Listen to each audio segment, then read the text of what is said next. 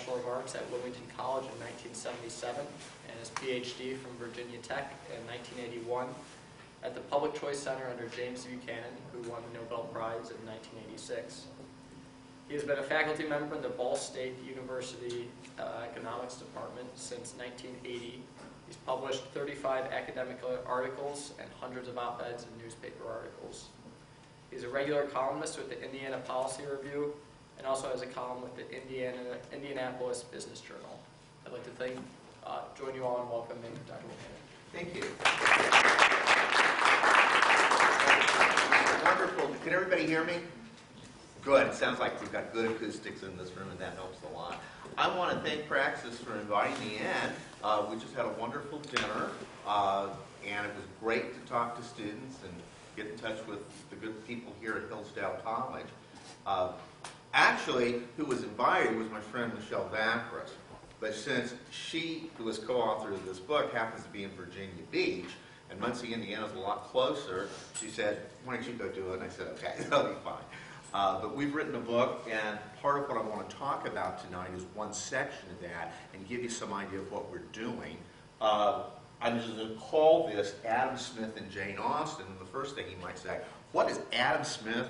How could Adam Smith and Jane Austen possibly fit together? Well, lots of things come along here. One, they're both British, right? Adam Smith was a Scotsman. Jane Austen was English. Jane Austen was a generation or so after Adam Smith. I think we say in the book that Jane Austen could have been his granddaughter. Of course, Adam Smith never got married. Or it could have been a very old father or a distant uncle. We have no indication that her family and his family had any particular interaction one way or another. And that's not particularly what we're talking about. But we're going to see, I think, there's a very interesting interaction and play between the two that fits together. Well, let's first of all turn attention to Adam Smith. Adam Smith lived at a time where academics, I don't know, they didn't quite have the publisher-perish thing we've got now. Adam Smith only published 2 books, and that's it. I don't think most of his academics could get away with just doing that, but he had 2 books, one of them in 1859 called Theory of Moral Sentiments. The one that's better known and would be widespread internationally is his very famous book in 1776, Wealth of Nations, which is considered to be the foundational work of all economics. Economics is often said, the father of economics, the symbol of the American Economics Association is Adam Smith, and Wealth of Nations was sort of the launching of economics as a discipline. So, Wealth of Nations sold a lot more. Certainly Adam Smith got a lot more famous, at least historically, because of that. But Adam Smith always thought his Theory of Moral Sentiments, which was really a work in moral philosophy, was the more important book and the one he hoped he'd be remembered for. Interestingly, he published it and republished it and revised it 6 times. The last revision was in 1790, 6 revisions, and as I understand, he was still working on revising it as last couple of weeks of his life. He intended to write a book on justice, but didn't get around to doing that because he didn't live long enough to do that. But he almost thought Theory of Moral Sentiments was much more important than Wealth of Nations. And that's kind of an interesting thing for us to know. I was telling some of the students that I was in the generation where PhD students had to read Adam Smith. They don't do that anymore. Now what they have to do is go through 7th level calculus classes. That's what they have to do. They don't read Adam Smith anymore. We read Wealth of Nations. However, nobody read Theory of Moral Sentiments. That was always considered that other book Adam Smith wrote that someday we'll get around to doing. But that's the first thing on Adam Smith, is that in fact Wealth of Nations and Theory of Moral Sentiments were his great work. Now, what's Theory of Moral Sentiments all about? We know Wealth of Nations is about markets and how that operates. Theory of Moral Sentiments is a work in moral philosophy, and it's very difficult to come up with sort of a bumper sticker description of what Theory of Moral Sentiments is about. But I do want to give you a quick overview, and this is my co-author Michelle came up with this. If you wanted to have a bumper sticker for what Theory of Moral Sentiments is about, Smith is making the argument that people are motivated by what? Is it by utility maximization like economist says? No, he would not be familiar. I don't even like that. Is it going to getting money? No, not particularly. He actually doesn't believe that either. What is it that really makes people tick? Adam Smith really said the following. He said, humans crave approval. We want other people to say thumbs up to us. How many people post stuff ever on Facebook? Come on, admit it. Yeah, you do it. How do you feel when nobody does thumbs up? And then how do you feel when 110 people do thumbs up? Well, we know what that's about. That's what Adam Smith said. That's his basic philosophy. That after all said and done, what drives people is they want approval and they don't want to be blamed. But in the final analysis, they want approval not just from other people, but they also want to feel it in here. Okay? Or as Michelle said, this is a great way of pointing it. She said, we want to be able to look ourselves in the mirror and like what we see. That's his framework. The people want approval. Yeah, that's right. But the thing they really want, they want some sense of self-satisfaction that they're good people. Now, isn't that really different than what Econ 201 teaches? And I'm not knocking Econ 201. I'm not knocking you. How many people here are econ majors? Econ folks. Yeah, I'm not knocking 201, and I'm not saying that utility maximization isn't a good framework. I think it's a great framework. But it's not a very deep framework. It does a good job of telling us what the price of eggs is going to be, but it may not tell us the deeper answers to life's questions, and that's just a fact. Okay? And I'm not apologizing for it one way or another. But I think this is very interesting. This is very interesting what Smith's saying. Okay? What else do we find in Smith? Well, another way, I don't think you can get around Adam Smith without talking about his notion of virtues. It's been said Adam Smith was really the last great virtue theorist out there. Okay? Starting with Aristotle all the way through, he talked about virtues. And what he really emphasized is 4 practical virtues. Russ Roberts has won a marvelous book about theory of moral sentiments, arguing it's a good guide for your life. And it's got mixed reviews out there. I think it's wonderful, because I think it really is a good guide for your life. But what Adam Smith argues is to really get that self-satisfaction knowing you're a good person, you need to follow this kind of path. You need to be a person that's prudent. You have to be a person that pays attention to justice. You have to be a person that's benevolent and has some beneficence. But the thing that really matters, none of that's going to work out at all unless you have this thing called self-command. Okay? So here's kind of the guide to life you want to have. If people are going to be happy, they need to be prudent, just, and beneficent. And then they have to have a degree of self-command that allows them to do that. Now, we're going to explore that, at least part of that tonight. But after all said and done, I want to make the point that prudence, justice, and benevolence, he really gets kind of deep into what those things are. I don't want to go into that in a lot of detail. But prudence isn't just you save your money and keep your nose clean. It's a little more than that. It's a little more than that. If you read through Adam Smith, he has a fairly sophisticated view of what that's all about. All these things he's got.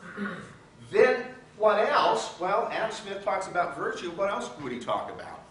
Well, what's the flip side of virtue? Vice, exactly. And he says, yep, human beings are subject to vice. That's absolutely right. They're subject to vice. And the two he talks a lot about in Theory of Moral Sentiments is the vice of pride and the vice of vanity. Okay? And for Smith, it's very interesting. Vice emerges because we don't perceive things correctly. And actually, from what I understand in behavioral psychology today and behavioral economics, that's precisely what a lot of the brain research is showing. Our perceptions and reality don't quite match. You ever been like that? You know? You think one thing, something else is not. You think it's the case, it's not the case. That's what Smith emphasized. That actually our vices are, well, yeah, they're moral problems, but ultimately they're distorted views of what the world are all about. And that's very interesting, it seems to me. That's very interesting. What else can we say after all said and done? Distorted perceptions of what vice is about. And now, let me tell you about this. This is our book. It's a book called Pride and Profit. And what we end up doing there is we look at those 6 categories Adam Smith talks about. Okay? We look at the vices of pride, the vices of vanity, and we look at prudence, justice, benevolence, and self-command. And we see how it all works out in the novels of Jane Austen. And the thing we end up finding is that, kind of interesting, what Adam Smith said, Jane Austen puts on steroids. What Adam Smith said it's kind of like Jane Austen's channeling this older uncle and picking up some of the things he's talking about these particular topics, and they show up in her novels and she illustrates them. So this was a heck of a lot of fun to work on and to write. A friend of mine, Appy, asked me last year, so you just sat around and you just word searched Jane Austen and Adam Smith. I said, yeah, that's about it. That's what I did. I looked at Pride. What did Jane Austen say about Pride? How did it fit in? Well, she had a whole book called Pride and Prejudice. So there's a lot about pride. How that fits in with what Adam Smith talked about? Ha! Read the book, it's pretty good. What can I say? It fits in very well. Our argument is very straightforward that Jane Austen and Adam Smith kind of fit together. Now, at dinner, someone asked me, how'd you get into all this? You're an econ professor. You've done all this regression analysis, all this, drawing diagrams, doing all that standard econ. How did you get into this philosophical work of Adam Smith and also get into Jane Austen? How'd that happen? Well, first answer is Liberty Fund. I live near Indianapolis, Muncie's close to that, and there's this wonderful organization called Liberty Fund. How many people know about it? Oh, good, yeah. Liberty Fund does what all we academics love to do.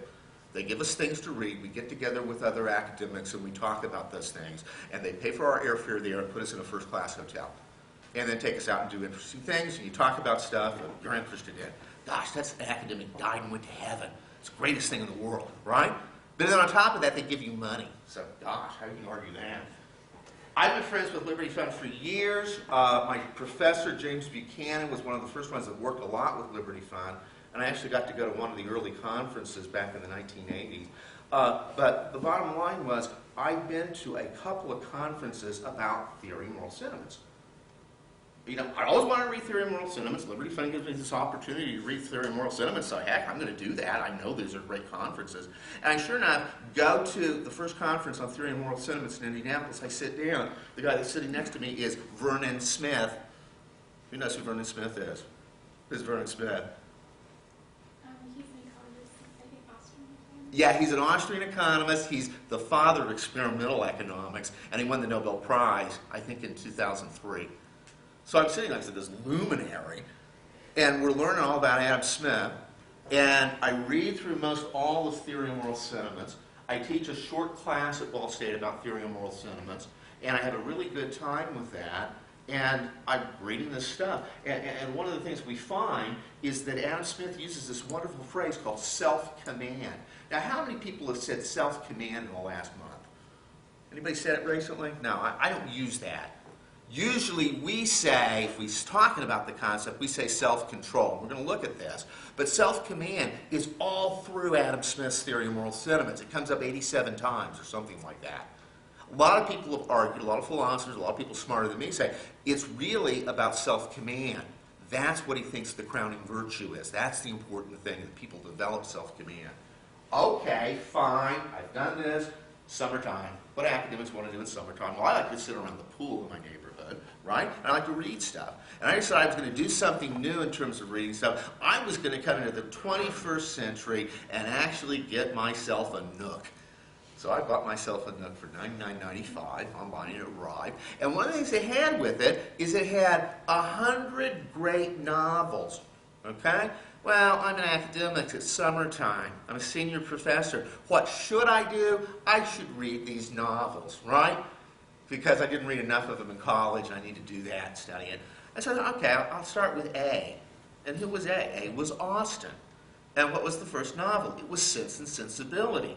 I get to about page 15, she's talking about self-command, right? This word nobody uses. But Adam Smith was using it all the time, and all of a sudden she's talking about it in Theory of Moral Sentiments, and I go, holy cow, what's going on here? And I started looking at it, and my jaw just dropped. What she's talking about, self-command, could be just lifted out of Smith. And so I started this, and then I got involved in economics and literature a long time ago, and again, Liberty Fund was crucial in this. I met my wonderful friend, Michelle Vacris, who's my co-author on the book. We'd written several things about economics and literature, kind of a weird field, but we wrote about it. And I said, Michelle, you gotta look at this. You've read Theory of Moral Sentiments? Yeah. You read Jane Austen? Yes, back in college I did. Look at it. You're gonna see all this stuff, the wordplay that fits together. And she said, holy cow, you're right, let's do it. So we made a proposal and ended up getting a publisher to agree to this, and I'll tell you what we ended up doing. It's very straightforward. Take all those topics, take the novels, we fit them together. What I want to do tonight is, again, something straightforward. Here's little Jimmy, that's my self-command guy. He sort of knows how to run things. That's my symbol for self-command. What we're going to look at is Jane Austen's novel, Sense and Sensibility, how it deals with self-command, and how that fits in so well with what Adam Smith says. And shall I say, elaborates, shall I say, embellishes, shall I say, illustrates Smithian concepts of self-command in the characters. So that's what I want to look at. Now, how many people here have read Sense and Sensibility? Okay, about half of you have, and you probably don't remember all the details, and that's okay, we'll refresh our memories on that. For those of you who haven't, I'm going to give you a synopsis of it, and sort of talk a little bit about Jane Austen, and we'll do that. But before we get any farther, how would we talk about self-command? What would be the word you'd use? You wouldn't say somebody is absent. Oh, Sonny, you're absent of self-command here. What would you say? The kid in question doesn't have any what? What's self-command? What's a synonym for it? How would we say it? Self-control, exactly. We hear this all the time, self-control. Self-control. As a matter of fact, I don't know if you've ever heard this, but the last verse of America the Beautiful, America, America, the last verse is really interesting. America, America, God mend thine every flaw, confirm thy soul in self-control, by liberty and law. Self-control central to a free society? I think so. I think if people are going to live with one another, people have to get habits where you don't fly off the handle at everything, right? That you kind of live and let live. Self-control, it seems to me, central to a free society. So this is not irrelevant to the larger picture. Self-control is something that matters, right? What else can we say? Smith had a lot to say about his version of self-control, self-command. As a matter of fact, he talked about it in a way that was very interesting. He said that self-command is the most important virtue, and he said it actually begins in childhood. He says a little baby has no self-control, has no self-command. They don't have to do anything. They just scream and get what they want, right? But then as you get older, it's really interesting the way he looks at children. What's it? It's a child. So he wasn't sexist. He didn't say he or she. He said it, okay? When it is old enough to go to school, it naturally wishes to gain the favor of its playmates and avoid their hatred or contempt. Well, what do you have to do then? You have to kind of suck it up. It thus enters into the great school of self-command. It studies to be more and more the master of itself, and it begins to exercise over its own feelings a discipline, which the very practice of the longest life is very seldom sufficient to bring to complete perfection. He sees self-command as something that's very central to the human condition. That's what we have to learn. That's how we fit in. Now, down the road at Eastern Michigan State, town Ypsilanti, it's a very interesting study, longest lasting study of the effects of pre-K.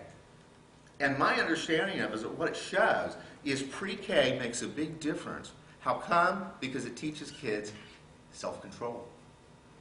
That's what the studies show. It's not a question of kids that don't have pre-K don't know what 1, 2, and 3 is or their ABCs. They can learn that quick. They haven't had enough socialization, so when they get in school, they can't control themselves. So it's kind of interesting. Smith's insight come in today's world. This whole notion that self-command is something that matters. Self-control is out there. That's something that matters. Here's the thing I want to do. This is kind of fun. Sort of a blast from the past. I think I'm probably the oldest person in this room, and that's okay. So nobody's going to remember this. But this was a television commercial I saw when I was a kid. Let's see if we can get this to come up. Yes. Oh, yeah, it's going to do anything. Let's see. Let's see. Yes.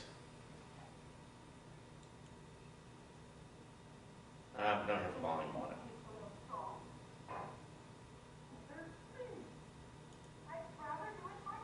Let's see if we can get this turned up a bit.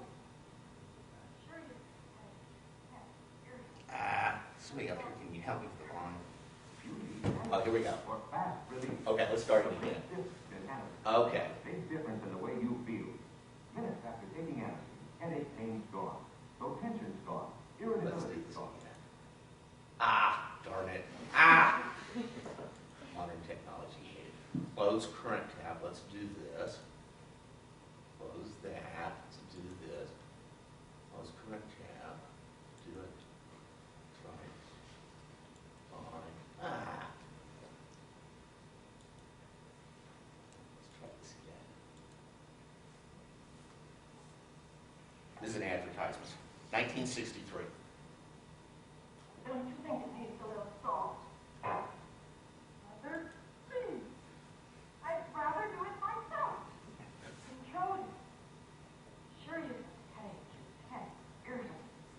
But don't take it out of her. You need Anacin for fast relief. Yes. The big difference in Anacin makes a big difference in the way you feel. Minutes after taking Anacin, headache, pain's gone. Nice of you, So lady. tension's gone. Irritability's gone. You're in control. You're in control again. Anacin is like a doctor's prescription, and it is a combination of ingredients, extra ingredients, missing from aspirin, still missing with buffering. Extra ingredients most doctors recommend to relieve pain, to relax tension, soothe irritability. You get fast, more complete headache relief. You keep control. Yes, the big difference in You Anacin. keep control. Big difference in the way you feel. Isn't it interesting, 1960, you're selling pain medicine based on you want to control yourself? Okay, let's go back. I want this one. All right, cancel. Let's go up here. Here's another one. I'm Madeline Cecil, and this No, week no, on the no, Untitled no, Chapter, no, I'll no. be counting down the top 10 most sexist commercials of the 50s and 60s. You know anything about this? No, Jimmy, please, not now. I'm too busy. Control yourself. Sure you have a headache, tense, irritable, but don't take it out. Yeah, boy, Jim. You need Anacin for fast relief. The big difference in Anacin makes a big difference in the way you feel. Minutes after taking Anacin, headache pain's gone, so tension's gone, irritability's gone. You're in control again. In control again. You see, Anacin is like a doctor's prescription. That is a combination of ingredients. The pain reliever most recommended by doctors, plus an extra ingredient, missing from leading aspirins, still missing with buffering. Combined in Anacin to relieve pain, to relax tension, soothe irritability. You get fast relief. You keep control. Keep control. Yes, the big difference in Anacin makes a big difference in the way you feel. Okay, enough for these things. But it's interesting. You can see how control, the notion of self-control, is important to free part of our culture. Very straightforward. Mid-century mores ended up saying, yeah, you need to control yourself, so take our drugs. Yeah? Great idea. What can we say? There's another sense, however, I'd argue, in our culture, self-control really gets a bad rap, in that it's often seen as an unhealthy repression of emotions. That being self-controlled and restraining yourself all the time leads you to have all kinds of emotional instability. You repress everything, and then you're not very psychologically healthy. I think this traces to Freud, right? I'm not a psychologist, but I think that's kind of where that comes from. And what I want to sort of turn our attention to is this sort of negative view of self-control. If you look at what Smith and Austen end up modeling and talking about self-command, it ends up self-command that they're talking about. Yes, it is self-control. Part of self-command is, no, you don't scream at your mother when she says put salt in the spaghetti. Yeah, you don't do that, and you don't tell your little kid go away, and you don't bother me, I've got a headache. Yeah, you got to have that self-control. But it ends up self-command's a lot more than white knuckling. Now, what I mean by white knuckling, that's something that Alcoholics Anonymous talks about. If you're an alcoholic, you want the drink, what do? Well, you got to do something more than you just grab the side of the couch and you hold it until the urge goes away. White knuckling means that what? You're doing everything, you're just exerting yourself, that's it. And there's no strategy you have to be able to control yourself. What we're going to find is in both Adam Smith and in Jane Austen, self-command is beyond this simple notion of self-control. Now let's see how this works by entering into the world of Jane Austen. Okay? What can we say? This was her first novel, Sense and Sensibility. She published, I believe, 6 novels over her lifetime. And what can we say about Sense and Sensibility? Well, some of you know the story, but let me give you a synopsis for everybody else. All right? By the way, Sense and Sensibility has been made into numbers of pretty good movies. Some of the Jane Austen movies aren't very good at all, but the Sense and Sensibility one's really pretty good. And I especially like the one with Emma Watson and with Hugh Grant. That's really good. But here's the story. What Jane Austen novels are all about is they're about young ladies that are members, shall I say, relatively impoverished members of the gentry class. Okay? And so the 2 protagonists here are Eleanor Dashwood, who's supposedly 19 years old, and Marianne Dashwood, that's about 17. Okay? Now, what is it a young lady of the gentry class can do in this time in England, a la, 200 years ago, 1805 or so? What's the option they have in front of them? Can they go be a physician and go get a PhD and be in the clergy or stuff? No. What can they do? About the only thing they can do is get married. So it's all about the love lives of young women 200 years ago that are part of the gentry class. Now, we turn attention to it, and again, these girls are relatively impoverished. What do we mean by that? Well, they live in a household where they probably have something like 500 pounds a year to live on. Recognize that most people in England were living on 10 to 20 pounds a year. So it's all very relative. We did some calculations in the book, and it ends up their family would have been living on about 55, 60,000 a year, which isn't a whole lot, but you're not going to starve on it either, okay? And that's pretty much where they were. Now, the story's really sort of interesting, and again, it all has to do with their boyfriends and getting married and all that kind of stuff, because that's all they could do. It ends up, the 2 girls have a mom that they live with, and they have a little sister that doesn't play much of a role in it. And they originally lived in a very nice country estate called Norland. And then what happens is Daddy dies. Now, Daddy's been married before, and he has a son from a previous marriage. What are the rules of English inheritance? Well, there's this thing called the entail. And what it means is the oldest son gets everything, and all the girls don't get a thing. So Daddy dies, and guess what happens? Brother comes in with wife, and the 2 girls, mom and little sister, have to leave. They got to leave Norland and go someplace. Now, that's kind of a bummer, okay? You have this nice life in this nice place, and you're going to immediately be impoverished relatively because you got to go somewhere else. They finally end up making an arrangement with a very distant cousin to go to a place called Barton Cottage, which is much smaller than what they're used to, but it's going to be okay. It's going to be okay. And they're going to have this gentrified life on about 500 pounds a year, which isn't very much, certainly not as well as they were living. And after all said and done, they're going to leave, and their life's going to have to start over in this other part of England. Well, Eleanor, who's the one that would be associated with Sense and Sensibility, finds the following thing happening. Before they leave Norland, which is the nice place they were living in, brother comes in with wife, and wife comes in with her little brother, who's this guy, Edward Ferrars. The Ferrars family is a very prominent family, and mom of Edward Ferrars wants him to do something great, like be in Parliament or be a top lawyer. He just wants to be a parish priest. He doesn't want any of this fancy stuff. And it ends up, although it's arranged for him to marry a very wealthy lady, he and Eleanor kind of hit it off. And they kind of fall in love with each other. It's pretty clear they like each other, they're doing very well with one another. And after all said and done, she is, and I put this in quote, jilted by poor Edward. Ends up, he visits her at Norland, they're hanging around, they're doing stuff, it looks like they're kind of lovey-dovey, and then he just leaves. And he doesn't tell her, you know, I love you. He doesn't tell her, I want to marry you. He doesn't tell her anything. He just leaves like big brother, bye-bye, I'll see you later. She ends up moving again to Barton Cottage, the new digs they're going to have in another place a little lower. He shows up, he's friendly, he's nice, they have a wonderful time, and then he leaves again. Then he shows up a 3rd time, and it ends up he leaves again. He never makes his intentions clear to her. He never tells her, I love you, I want to marry you, etc., etc., though he's doing all the stuff that's acting like he should be doing this. So this is kind of driving Eleanor crazy, okay? Then it ends up, she runs into this lady, this young girl about her age, the Steele sisters. And it ends up, Lucy Steele says, oh, I want to be your confidant, buddy, Eleanor. And it ends up Lucy Steele is vulgar. She's not well educated, she speaks bad English, she doesn't have good manners, whatever. But it ends up Lucy Steele confides in Eleanor, guess what? I'm secretly engaged. And Eleanor's, well, that's nice and it's awfully personal. Why are you telling me this? And then she says, well, you know who I'm engaged to? I'm engaged to this guy, Edward Ferraz. Do you know him? And of course she does, and so this is devastating for Eleanor.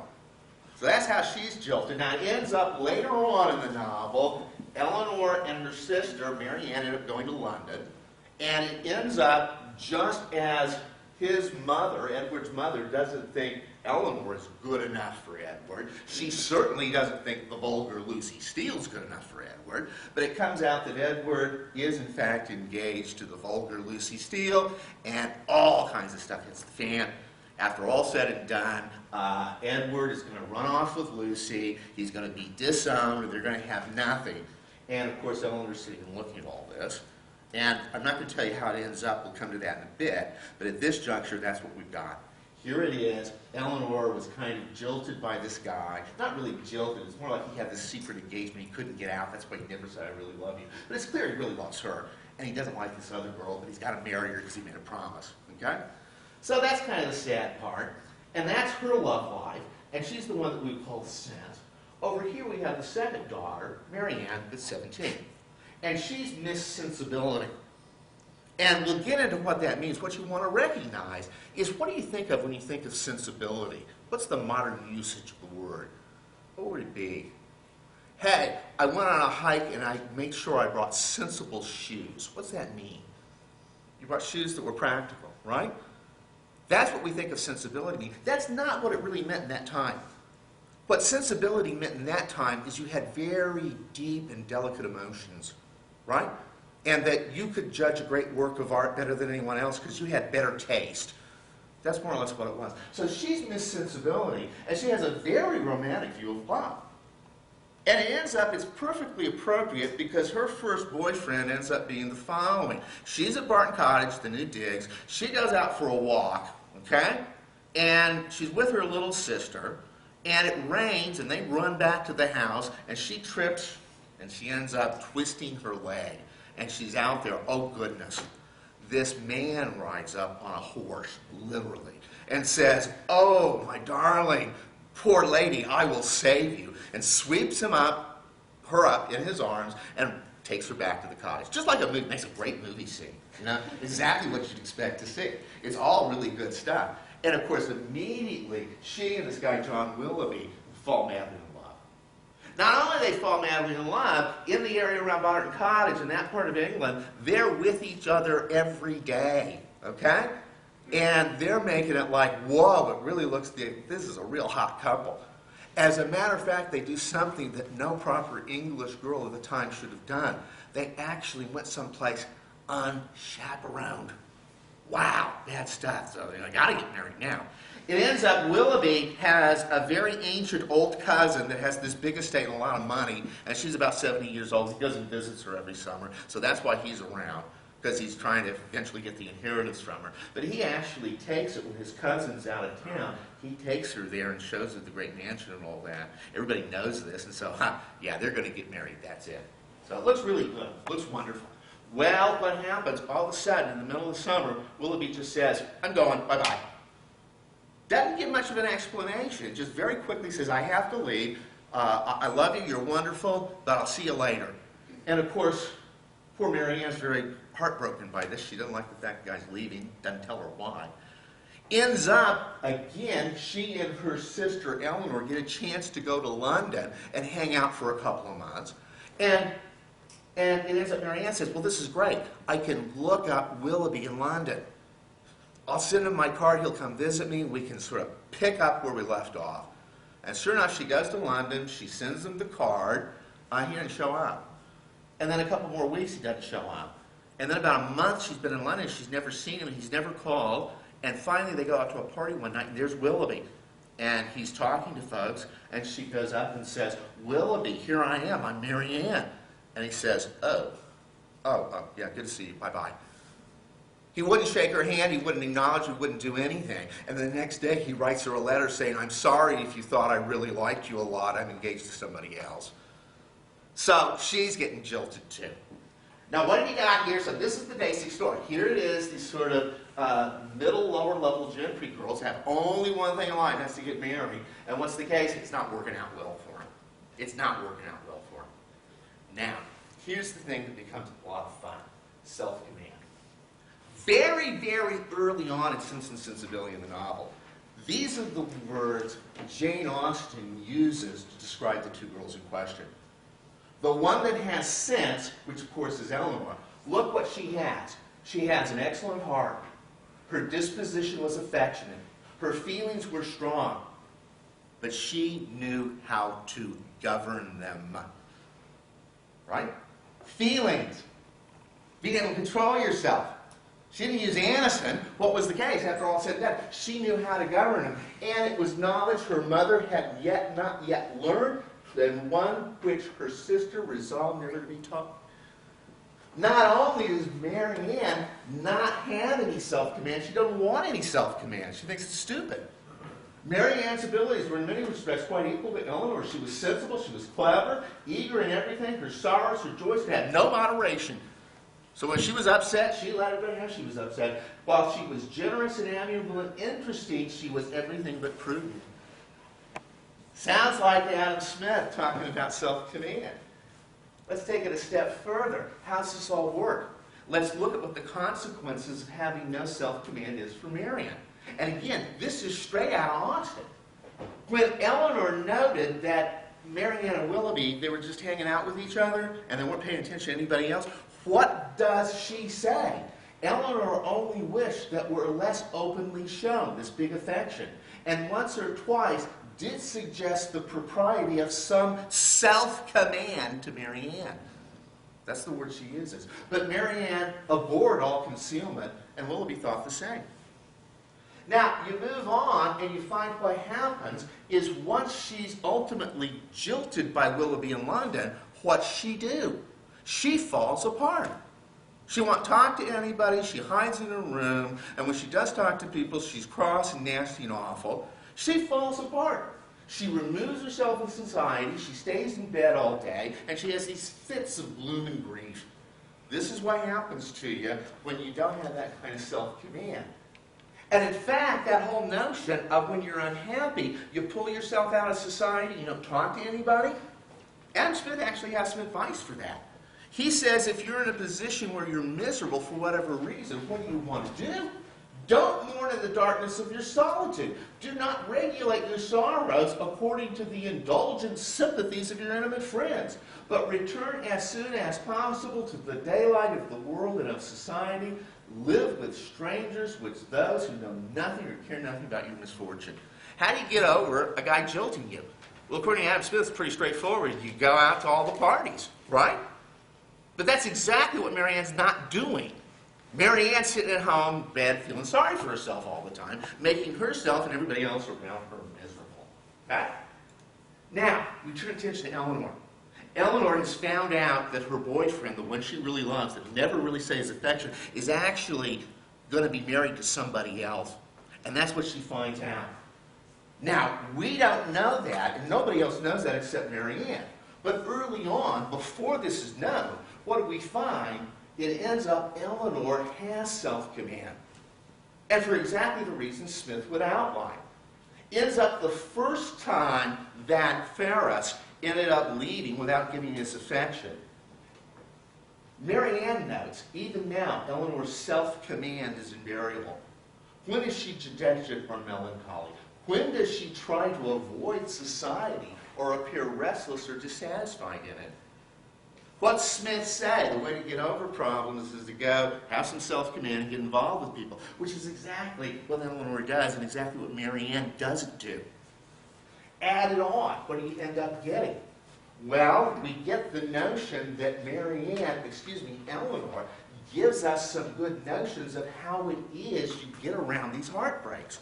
How do you develop self-command, and what does self-command entail? How do you build it? Well, she actually has some strategies that are very straightforward. Look at what Eleanor does the second time Ferris leaves and doesn't give her his affections. Well, Austen tells us Eleanor sat down to her drawing table, and as soon as he was out of the house, she busily employed herself the whole day.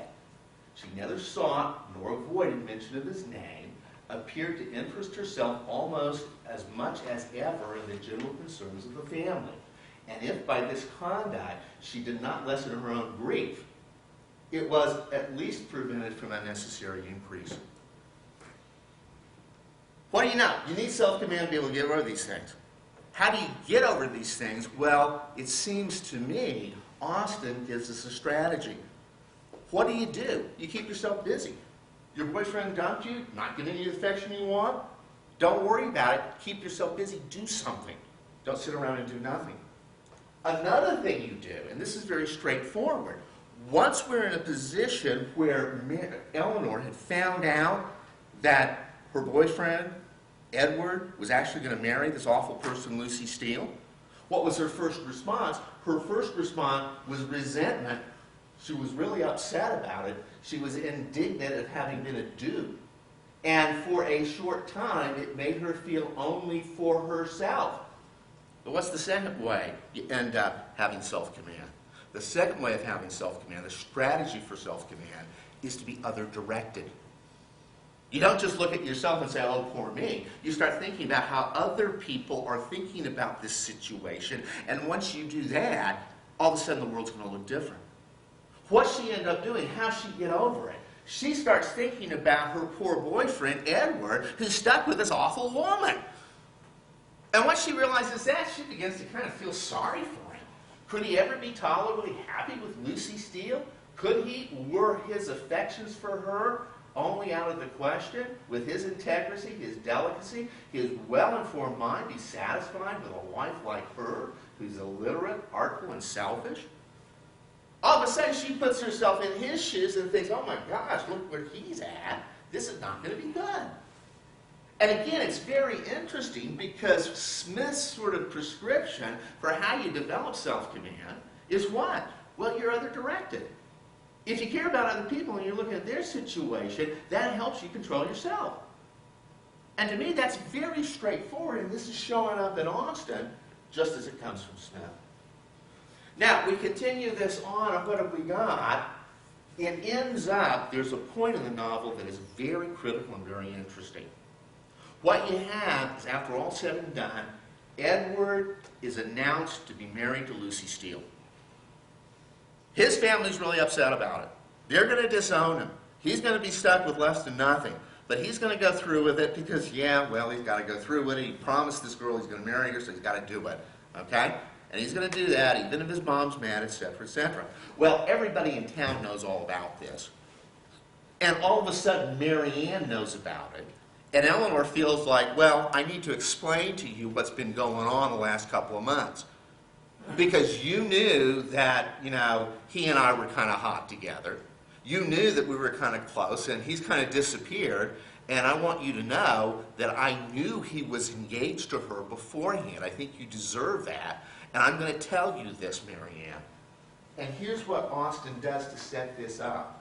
Here it is, Eleanor, who's been, sort of gotten the raw end of the stick with respect to Edward, is going to explain to Mary Ann what's happened. And the fact she knew about it all along.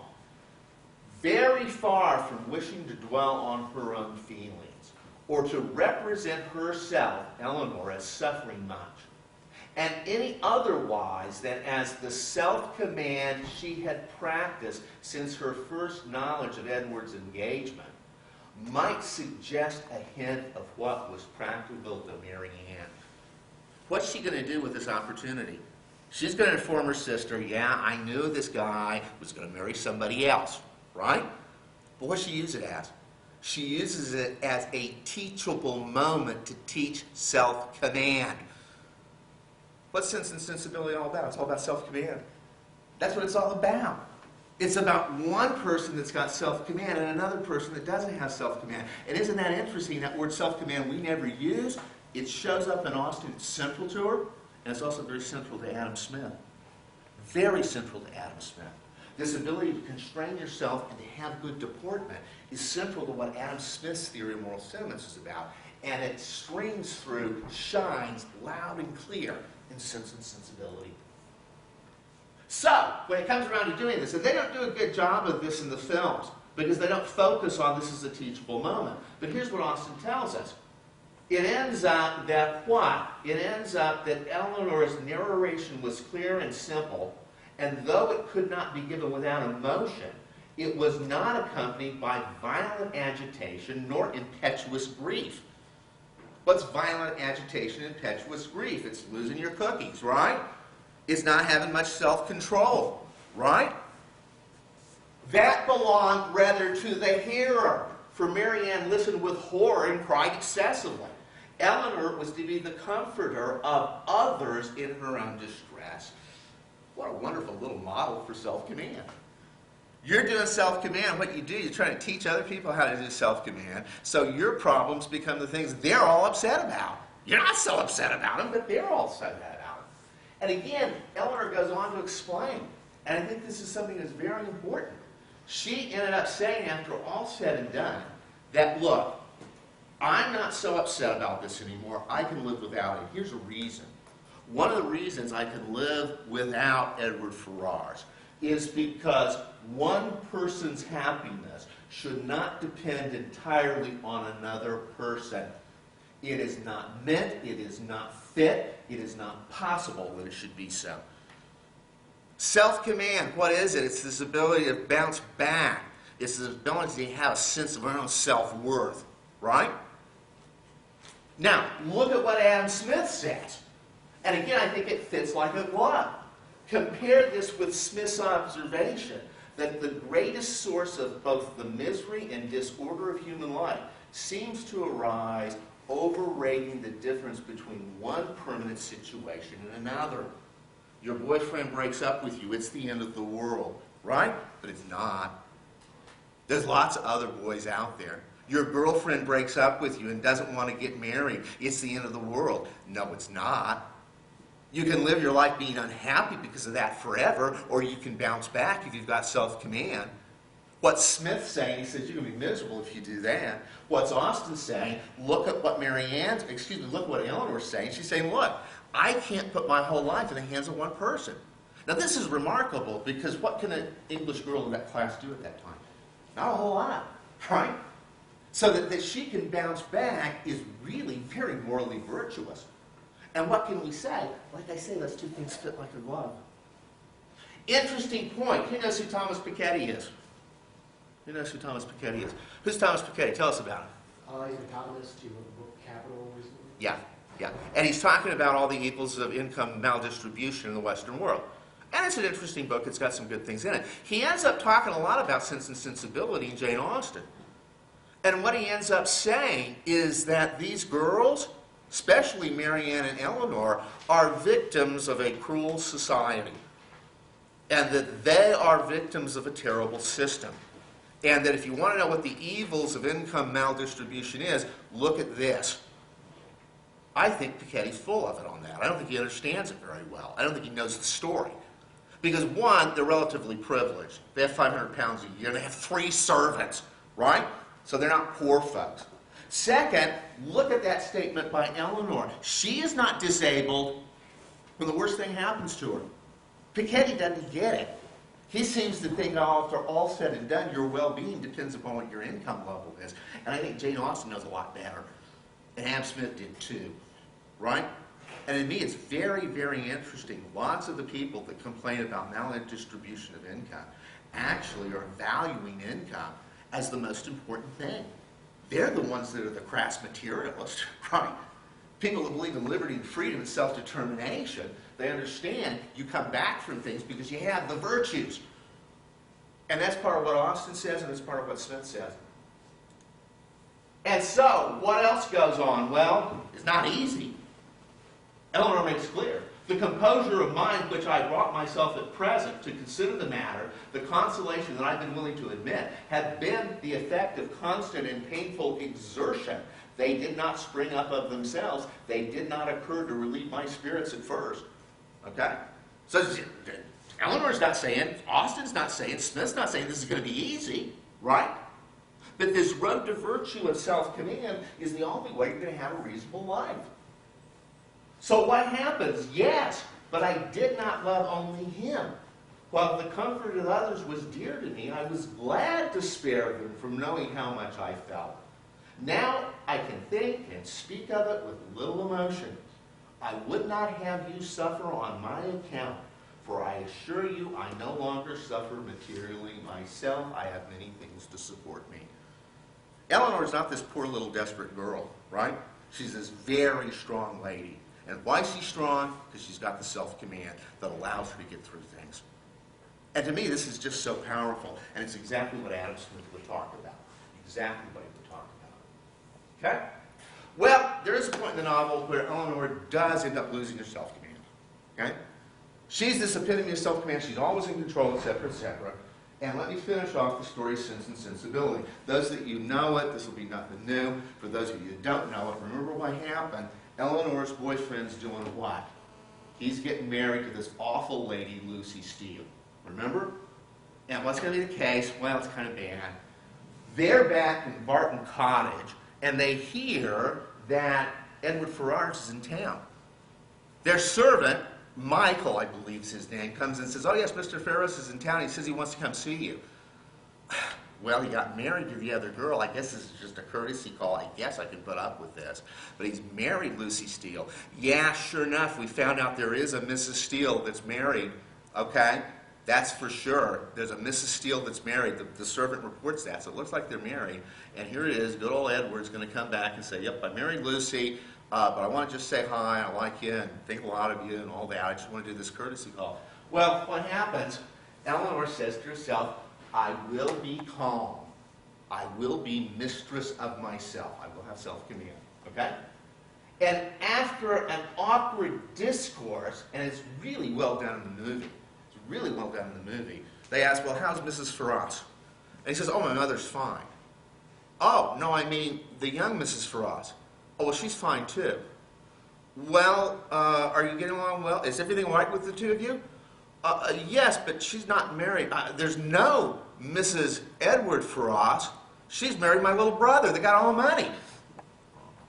And then all of a sudden it's like, wow, look what happens. He's free. He's available. She married Robert's younger brother, the vain Robert Ferraz. And once Eleanor hears that, and she knows he's available materially again, what happens? She loses it. She completely loses it. Eleanor loses her self-command. Eleanor can sit no longer in the room. She ran out of the room. She almost ran out of the room. You know, young ladies don't run, right? But she almost ran, so she didn't quite do that. And as soon as the door was closed, she burst into tears of joy, which she thought at first would never cease. So it's a really comic and interesting scene. And then what happens? Edward comes and proposes to her, and they live happily ever after, which is what always happens to Jane Austen. But it's very interesting how that works. After all said and done, what do you end up having? She does have a lapse in her self-command. But here's Adam Smith again. Adam Smith would think that's okay. How come? In his discussion of self-command, and whether the impartial spectator approves of self-command, he notes that for some, the passion of excess of expression of passion is less disagreeable than the defect. Again, think about that. It means this is old English, and you got to read this stuff in terms of that's not the way we talk anymore. But what? The excess of expression of passion is less disagreeable than the defect. That means to repress yourself is worse than to let it all go, to let it all hang out. And he says that's most notably with passions which the spectator is most disposed to sympathize with. Well, what's something the impartial spectator presumably likes? He likes joy. He likes people sort of breaking up because people are really happy. Where the immediate feelings or sensation is more or less agreeable to the principal person concerned. And who's that? That's Mary Ann. She's overjoyed. And in Adam Smith's world, that's when it's okay to lose your cookies, right? And it's really interesting. Is that a coincidence that Jane Austen writes it the way Adam Smith described it or not? I don't know. But I think it's very interesting, and you're going to find this throughout Jane Austen with Adam Smith's theory of moral sentiments. Almost every major topic he brings apart, he'll end up having some application will pack in. And this is why I want you to buy the book. That's right. Give it to your friends for Christmas presents. And I wish they made a lower price on it. They're pricing it at $80. I hate that. But that's what they've done. So what do we end up with? Well, again, major theme in Sense and Sensibility is self-command. No question of that. To me, that's what it's all about. That's the story. It's about one girl that has self-command and the other that doesn't, and how this all works out. Adam Smith himself says self-command is not only itself a great virtue, but from it all the other virtues seem to derive their principal luster. How is it that these two authors, Adam Smith, who has his whole theory based upon self-command, half of his whole thing's about self-command, shows up so well in Jane Austen? Well, the answer is I really don't know. We don't have anything that's direct on that. We're not trying to make the case. We know she read it, etc., etc. There are some people in the literature profession that have done that, done some work on that. I don't think that's as important as to see what the points and the ideas are. And the ideas are theory of moral sentiments ends up being, I think, a very grand philosophical and social work. Okay? Because it gives us a way to be happy. It gives us a way to be virtuous. It gives us a way to be good. And that's what literature should be about, it seems to me. And Jane Austen seems to channel that all in and make her characters come alive with these kinds of Smithian virtues. And to me, that's a lot of fun. It's very interesting. And so that's what we've got. That's what we've got on the book. Again, the way we did it, here we've got the cover of the book. Adam Smith's looking up at Jane Austen, is looking down in here, and there's the cathedral where Jane Austen's buried.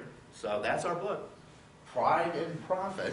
And again, it's an exploration of the themes of Adam Smith and theory of moral sentiments in the novels of Jane Austen. So thank you very much for your attention. I appreciate it. I'd love to have questions or comments or discussions or anything people would like to raise. Thank you. Comments, discussions, questions? We did run a little over, so we have time for a couple questions, but we don't want to keep you guys too long. If there are more questions, we could go. We can do over it the afterwards, days after yeah. and, Yeah. continue But on. I'd love to talk to you, especially those of you that have read both theory of moral sentiments, or have some knowledge of it, and some of Jane Austen's novels. I just encourage you, if you haven't read Jane Austen's novels, even if you don't have to do it for class reading, they're fun. And again, once you get over, and I know you folks here at Hillsdale, since you've got a rigorous curriculum, you don't mind reading stuff that's 100 years old. You don't have to read stuff that was written yesterday, right? It's got to be in language today. You got to get over the language. Once you get into it, it's beautiful stuff. Questions, comments? Yeah. So in the last couple Adam Smith quotes, you mentioned the impartial spectator. Yes, yes. Could you expound on that Exactly. a little bit? The impartial spectator in Adam Smith is conscious on steroids. Okay? What he says is that in the final analysis, who are we accountable to? Well, the very first slide we talked about, what is the case? You want to get the approval of other people. You also want your own self-approval. Well, who's your screen for self-approval? It's this impartial spectator. What's the impartial spectator? The impartial spectator is this construct each one of us have of what's partial, what constitutes good behavior. And what we really ought to be doing is developing our impartial spectator and always reflecting on it. And that ultimately the person of conscience, the person of moral rectitude, and that's the only way you're going to be happy, is to be morally good. You got to look at your impartial spectator and look at that to figure out whether you're doing the right thing or not. Now, why impartial? Well, the impartial spectator is the one that's not going to just look at your interest. You're very good at looking at your own interest. What we're not so good at is looking at other people's interest, and the impartial spectator is at least abstractly the one that's balanced. I can look at my interest, and I'm not going to throw him out. Adam Smith doesn't say. No, Adam Smith's not a pure altruist who says you should throw out your own interest always. He says it's a balancing act. It's a balancing act between your proper interest and their proper interest. We can't do it on our own, but our impartial spectator helps us. So it's kind of conscience on steroids. We make the case, two examples we have in the book. One that I think is fairly straightforward. Anybody here ever been in Boy Scouts? Yeah. Do you remember the campfire song? Brightly shines the light of day, campfire fades away. Every day each scout should ask, have I done my daily task? Right? And it's impartial spectator. It's basically, that's what we're teaching kids in scouting to do. Every day take count of your conscience. Another place this shows up is, Jesus says in the Bible, the Holy Spirit, the Comforter will come, and he will teach you all things, So again, the impartial spectator can come from lots of places. One of the things that's cool about theory of moral sentiments is that if you take the impartial spectator, you can be anything you want. You could be a Catholic, Protestant, atheist, Buddhist, whatever. It's a general framework that people refer to figure out whether they're doing right or they're not doing right. And that's sort of the short answer to that. But it's a very important concept in Smith, and it makes a lot of sense. It makes a lot of sense. I have a son that's an Eagle Scout, so I get a little emotional about Scouts, and I don't apologize for that. Other questions or insights or comments? Yeah. Does Jane Austen explore each of the four virtues in like all of her books? Or That's an interesting question, and she probably does more than we could surmise. Obviously, it seems to me Sense and Sensibility is really about self-command. Pride and Prejudice is really about pride, okay? But also, self-command shows up in Mansfield Park in some very interesting ways. Fanny has self-command. The Bertram sisters don't. And that's a very interesting thing, so you can pull it out of that. The other one, we end up having impartial spectator shows up on a lot of Jane Austen. Pride ends up showing in Pride and Prejudice. Vanity shows up in Persuasions a lot. And again, most of Jane Austen's stories will reflect Smithian virtue. We ended up linking at each one of the virtues and the vices to one particular novel, but there's multiple discussions of it. It doesn't all show up all the time, and there's probably some things we've missed. But that's okay. It still makes a fun read, I hope. Again, it's just the last thing I'll say here that I think is really interesting. I know you've got Deidre McCloskey coming in later. Yeah, and that's fantastic. She's one of the best thinkers in economics. And I think one of the interesting things in economics is how does economics and ethics and culture all fit together? And so this is unconventional economic research and thinking, but I think it's really important. How do people get virtue? What virtue is necessary to have a free society? To me, that's a very interesting question, and something I think we all want to be thinking about. And I think by reading through Adam Smith, in that time when capitalism was emerging, and reading through Jane Austen in that time when capitalism was emerging, we can maybe get some fingerprints, some clues as to how that all works out. I think her people that are virtuous and have self-command and are pursuing prudence, justice, and benevolence are the kind of people that make a society good. And I think that's something Adam Smith was emphasizing. And again, for me, this completely changes the picture of Adam Smith as this maven of the free market that says everybody should be greedy all the time. If you think that's what Adam Smith is, you haven't read it. I don't think it even comes out in Wealth of Nations that Adam Smith ever says people should be greedy. He never says that. He says they're self-interested, yeah. And that's part of human nature. And it's a thing you need to know. But after all said and done, he's not advocating what Ayn Rand's advocating, if I may say so.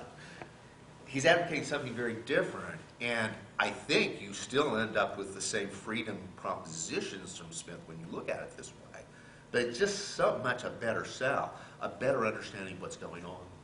By the way, let me put something up for folks. We got some chalk here. Yeah. We made a movie at Wall State about theory of moral sentiments. And as a matter of fact, we have a number of different movies on our website. And our website is, I was going to bring some cards down and I forgot.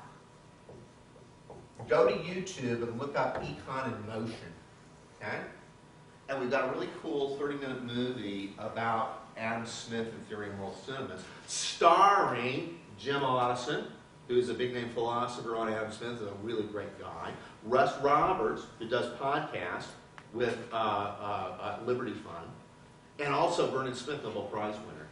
And they're starring in the movie, and they tell us a lot about Adam Smith and theory of moral sentiments and how it works out. But again, I'm hoping to promote my website, Econ in Motion, that does short films on economic topics. Other questions come? Yeah. Yes, you. This is the, sorry, last question. Okay. We're running over a little Yeah. bit. I wondered if your book discusses the relationship between the practice of the virtues and the kind of economic context. And A so, for little bit. example, Yeah. maybe you could speak to this. This is, I teach Jane Austen sometimes, and this is a Mhm. question that comes up every time I read the novel. When Elizabeth turns down Mr. Collins, who's going to inherit her father's estate because of the entail, she just Exactly. turns him down without even thinking about Yes. what would this do for my family. Right, She, right. she approaches it in a sort of purely conceptual, virtual, moral sense. Right. Charlotte Lucas, her friend, accepts William Collins because He's in part going to give her a because life. it's a practical thing to do. Right. Right. And there's a kind of a sense of he can give me a comfortable home. Precisely. Does your We talk a little bit about this when we talk about prudence, because Charlotte is the essence of prudence in one sense. But Adam Smith's prudence, I think, goes beyond simple prudence of take care of number one. And it's interesting, Adam Smith ends up saying, dull prudence is never going to get the esteem of other people. It's never really going to make you happy. You got to have prudence. You got to take care of yourself. That's the first thing, no question of that. But dull prudence alone isn't going to be enough to really get praise from the rest of the world. And so we really don't praise Charlotte, right? Yeah. Yeah, but we do praise Elizabeth because it comes out all right. She ends up running a rich guy, so she's all right. But still, I see your point. I see your point. And again, I think you buy into what I'm saying is that we look at women in those times. Boy, what limited options they had. But how much virtue Jane Austen could put in her protagonist. How good they could be. Not just good in terms of being kind and generous, but being able to have a good life. Because she could get through it, because she had these virtues that let you continue on. But that's a very interesting point about the context and the economic questions. That's a huge question. Is Austen saying you should marry for love, you shouldn't marry for love? I don't know. Think about money at all? Should you Yeah. Because remember, at the end of Sense and Sensibility, when Edward and Eleanor are sitting down and they're all in love and it's great, one of the things they realize is living on just 350 pounds a year is not enough. And they say that. And they end up in the final analysis, mom comes back and gives them some money and they live on like 1,000 pounds a year. Okay? So it's not like it's completely devoid. I think it's very interesting that the two characters at the end of Sense and Sensibility have enough prudence and prescience to understand we're not going to just live on love alone. 350 pounds is not enough. Because that's an enormous amount back then. But for their class, they need something more like 700. We have a whole chapter on what living standards are. That's a lot of fun. And you end up getting the very rich in England at the time, Darcy. He's really rich. He's pulling like $1.5 million a year. That's a lot of money. But your regular run-of-the-mill aristocrats may be pulling in 50, 60, 100,000. We estimate the Bennets, the whole Bennett family in Pride and Prejudice, living on 200,000 a year. Yeah, that's about right. You live okay on that. But they're not super rich. No question of that. And then you have some aristocrats. This was interesting at the time. If you lost all your money and you're still an aristocrat, you're still an aristocrat. So you have the Bates sisters in Emma that they still hang out with the right people. Though they're poor as a church mouse. And just giving them a hind quarter of a pig is something that's going to hold them over the whole winter. And they're very appreciative of it, right? But again, that income and class thing is a really interesting play there. It's not something we Americans take into. It's hard for us to understand because we never had a class system. But the class system was certainly alive at that time. Jane Austen, I think, particularly liked it, but she accepted it. Adam Smith didn't like it either. He didn't like a class system either. But they're both pragmatic. They just say, hey, it's what it is. We'll live with it. So to me, that's very interesting. Well, thank you for your attention. I guess we can let's let everybody go. Yeah. And if people want to stay around, I'd love to talk to folks and take it from there.